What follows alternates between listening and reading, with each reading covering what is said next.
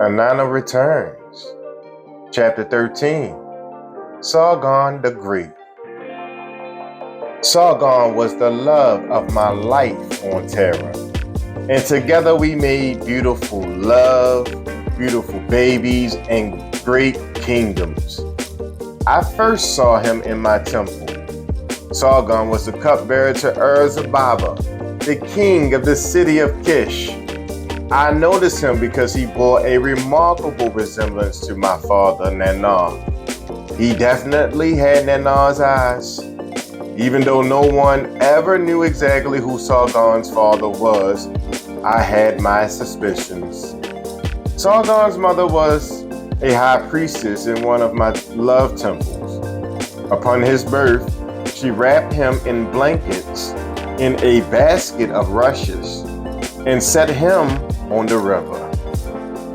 Praying, she carefully watched as he floated past a man named Aki, who was in charge of irrigating the fields with water from the river. Aki pulled Sargon from the waters, adopted him as his son, and taught Sargon to tend his garden. As Sargon grew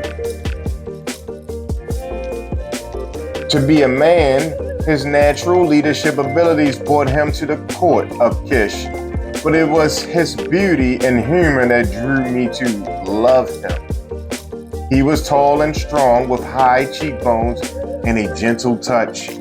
Highly intelligent, his very being commanded loyalty. I was drawn to him from the first moment we met, and most wonderfully, Sargon felt the same way. Electricity surged through our bodies. He was not afraid of me or shy. Knowing what I wanted, he took me like a god, and our lovemaking was divine. In our beginning, for a fortnight and more, we remained in an ecstatic state. We secured the golden doors to my bed chambers with Sargon's mighty sword, and only occasionally allowed my servants to bring us wines and supper. Not needing food, we lived on the nectar of our love and passion. Our only desire was to lie entwined in each other's arms for hours, simply touching, exploring the newly found territories of our bodies with our lips and our fingertips. Our longing eyes searched deeply into one another as if we might have once been together and then somehow lost each other. As we lost ourselves in union, we grew stronger together and became as one. Sometimes in the gentle afternoons, we would bathe in my garden pools under fruit trees in dappled sunlight. I wore nothing but my jewels, necklaces of gold, lapis lazuli, and pearls cascaded over my breasts. A chain of diamonds encircled my slim waist, and emerald bracelets adorned my wrists and ankles. Seated in the warm waters with fragrant flowers floating beside us, Sargon would tenderly kiss my body, caressing my firm, full breasts, taking his sweet time to arouse the powerful force of my passion until I would softly entreat him to enter me. His manhood brought me completion as waves of pleasure rippled through my very being. Our two bodies seemed to dissolve, pulsating into white light as we became as one in an ocean of timeless creation. The consciousness of two as one stood in the vast silence of eternity, and our pleasure became music in the higher realm. Sargon adored me, and I made him my king, because everything we touched prospered, flowered, and flourished. We built a new kingdom, which we named Akkad. There we designed and created a beautiful new city, Agad. In Agad, we built a wonderful temple dedicated to me and named it Almesh, which meant luxurious and glittering, as it surely was. I instructed musicians to play night and day in my temple. Our people were happy and prosperous. Their houses were built of lapis and silver. Our storehouses were piled high with grains and fruit. Old people were revered, women honored, and our young were radiant with the beauty of confidence. Little children played happily in this city of love. Sargon the Great and his beloved Inanna ruled the magic kingdom of Akkad, and it was a wonderful period of time for me. Once Akkad was securely established, I began to encourage Sargon to take over more lands. The Lulas had been fighting amongst themselves, and I convinced my brother Utu that a consolidation under Sargon would bring a time of peace and plenty from which we would all benefit. Utu met with our father Nanar and grandfather Enlil. Enlil liked Sargon immensely. Perhaps Sargon reminded him of his own son Nanar. Whatever the reason, Enlil granted Sargon kingship over all of Sumer as well as Akkad. We created a new script to record our accomplishments called Akkadian. I could never have made such far-reaching conquests without the approval of Enlil. In later years, it appears I was to forget this cold, hard fact. The time of Sargon in your counting is 2334 to 2279 BC. His rule was a time of great glory for me. In those days, I was the reigning queen of heaven and terror. Enlil permitted Sargon to conquer the known world from Egypt to India, and we formed alliances and trade agreements with Ninurta, Nergal, and Ninjazida. Grains and wine, copper and gold, and all manners of goods flowed freely along trade routes. Our people became rich, and even the gods seemed to be content. But in keeping with the human flaw of hubris, Sargon made a terrible mistake. I saw it coming. Power had gone to his head. He began to think he was equal to the gods, and sadly he began to drink to excess. Sargon and I had born a lovely girl whose name was Inhuduana. She was like me, beautiful and headstrong. Inhuduana had a gift of poetry and spent hours composing hymns to her father's greatness, his conquest, and his physical beauty. She was in love with her father and determined to put a wedge between Sargon and me. I could not blame her for her feelings. There was no one in the world to match her father, but her constant attentions had an insidious effect on Sargon. She became a priestess, so she would not have to marry, and she waited for Sargon in the temple, filling his ego with dreams of youth and virility. She recited her poems and poured him wine. Sargon desperately wanted to perform some heroic act to please his daughter. There was a temple in Babylon whose foundation soil had been consecrated and designated as sacred to Marduk. This consecrated soil was Marduk's way of keeping his claws on Babylon during this period of exile.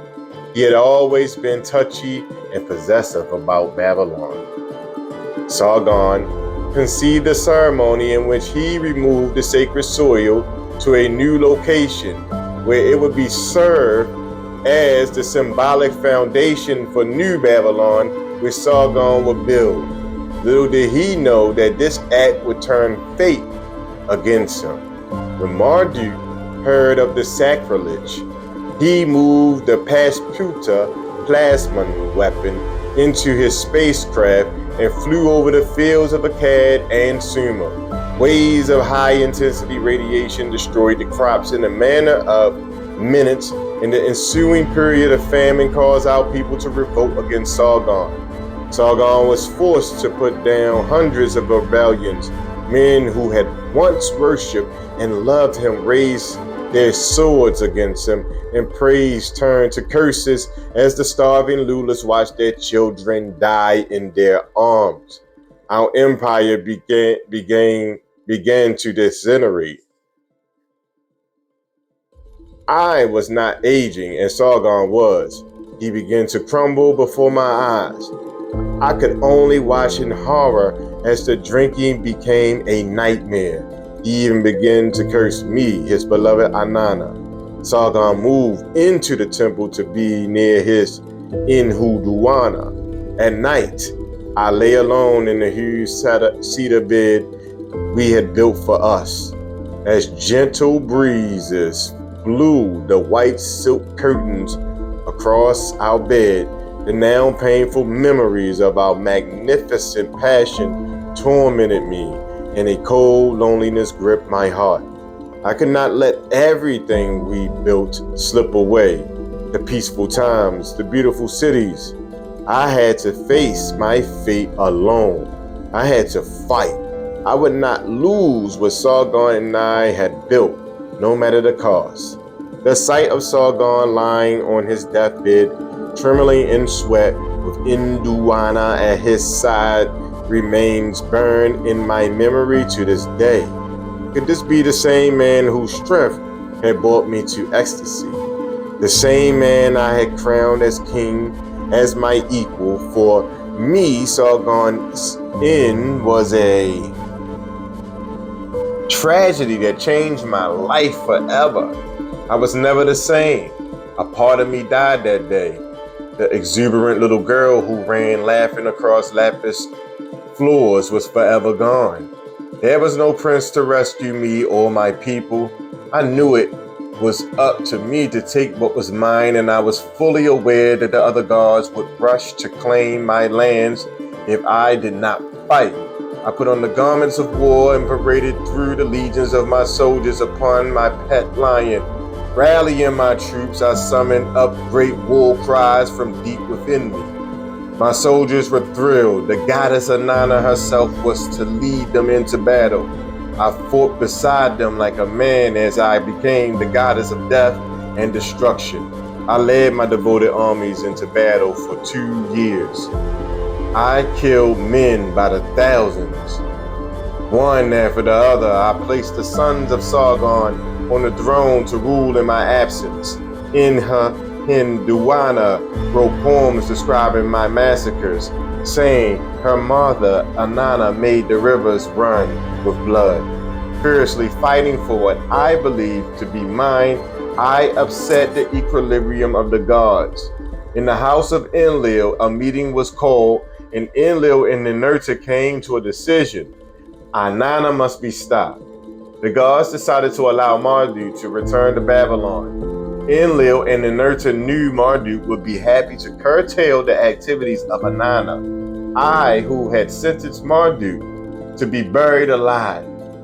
As the old saying goes, the enemy of my enemy is my friend. Marduk had not forgotten being trapped in the Great Pyramid of Giza when Utu cut off the entire water supply, and on arriving in Babylon, he immediately took steps to protect the city's source of water, the Euphrates River. Marduk's engineering efforts diminished water supplies to the surrounding cities and aggravated the other gods. They called Nergal from Africa to go to his brother Marduk and speak to him. Nergal took leave of my darling sister Ereshkigal and journeyed to Babylon. Nergal entered the house of Marduk and began to flatter his brother. What a great feat of engineering Marduk has achieved. However, it may be acknowledged that redirecting the Euphrates River had robbed the other gods' cities of water. Anu and Enlil had become upset. Marduk countered, and ever since the Great Flood, the balance of power on Terra had been unacceptably changed, artificially redistributed, and not to Marduk's liking. Certain weapons and power sources had been wrongly stolen from their father, Enki. Marduk demanded that these should rightly be returned to him and not Nergal.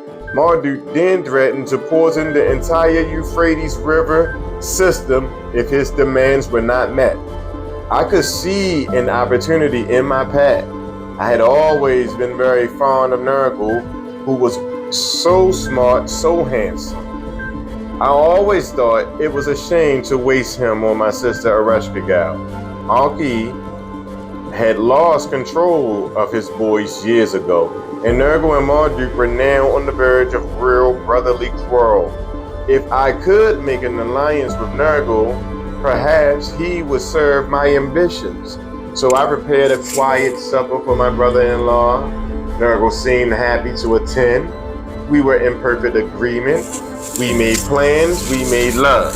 The family of Anu was self-centered and narcissistic. Driven solely by our own interests, it was easy to move us to war or peace, whichever benefited us in the moment.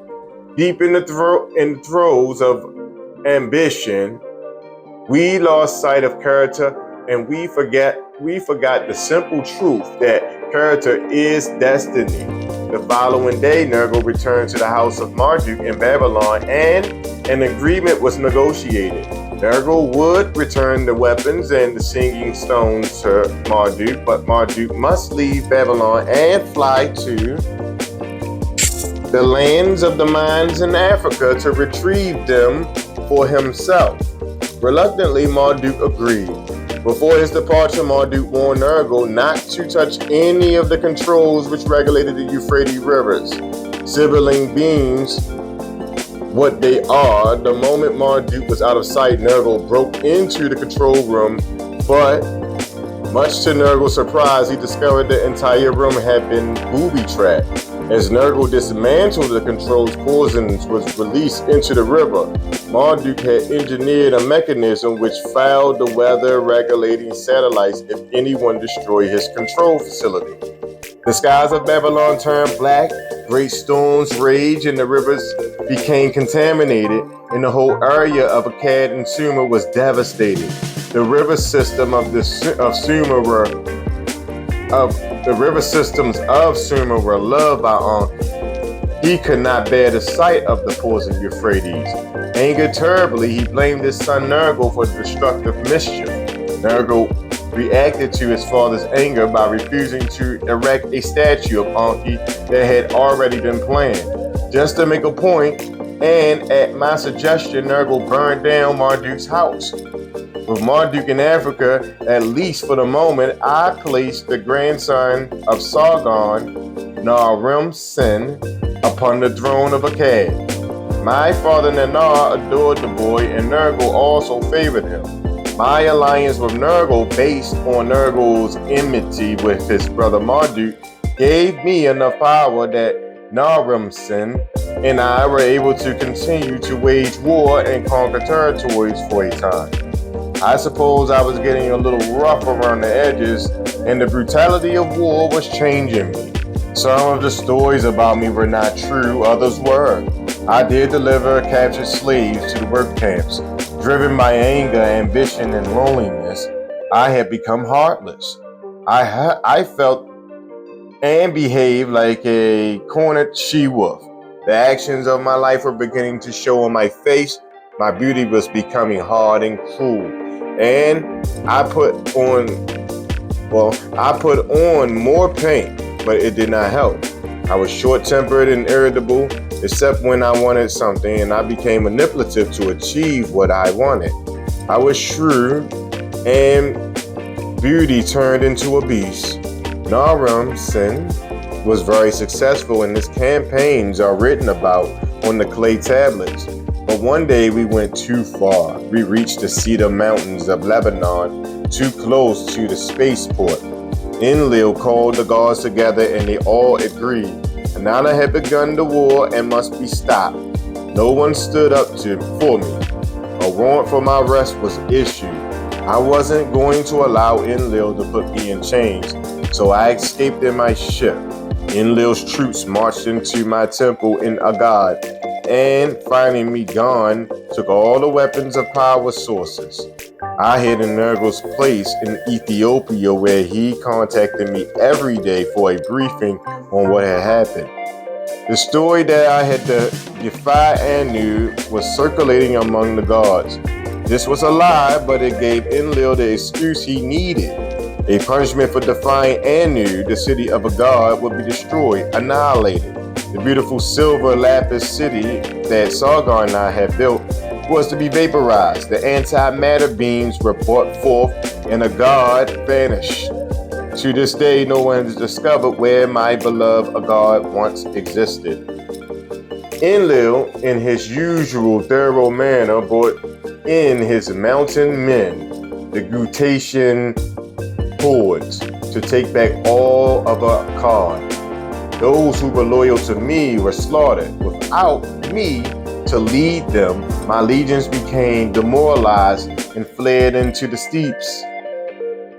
In the palace of Nergal, I was seized by a depression I had never before experienced. Defeat and loss imprinted their ugly faces upon my body as I sat slumped on my throne for days at a time, and no one was able to get me to speak or eat. I dreamed I was crawling through a desert. My beloved Ninhursag called out to me by the nickname she had called me as a little girl. Nini, Nini. I saw the sad face of the Muzi, the husband I had not loved. The murderous laughter of a Russian gal, my sister, echoed through me. For a moment, I felt the tender caress of Sargon, only to find myself alone in a bed of snakes, running scared through an icy night. I found myself caught in a web with a monstrous spider whose red eyes and sharp talons were poison, ready to devour me. I woke screaming. Was I, Inanna, vulnerable? Was I so different from the slaves I had captured, or the woman who brought me golden cups of wine? Was I somehow limited in my power? Why was I even here living in this blue body? My mother Ningal sent me a message begging me to come home. She promised me I would be safe in her home, safe in her arms. She gave me her word that my father Nana had guaranteed my protection for any possible charges, saying I had been punished enough. She was praying for me to come home, but I must give up my innovative, adventurous ways. Gladly I journeyed to Earth, home to my sweet mother Ningal. I, Inanna, once queen of heaven, went home to my mother. Brings us to an end of chapter 13. Thank y'all for coming out. God bless you. Good night.